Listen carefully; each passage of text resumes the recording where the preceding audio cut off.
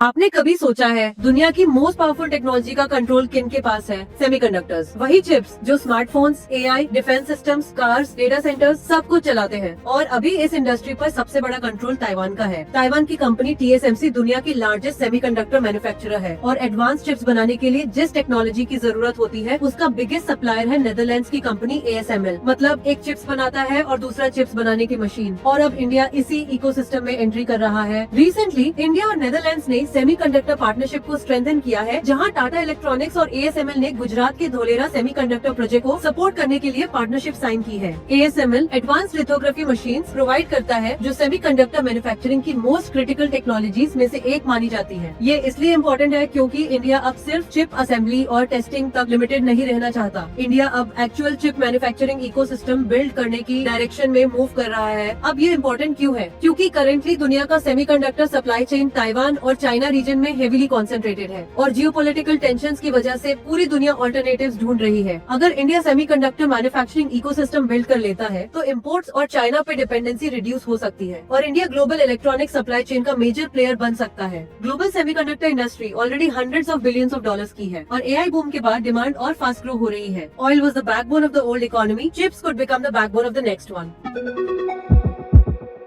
Investments in securities markets are subject to market risk. Read all the related documents carefully before investing.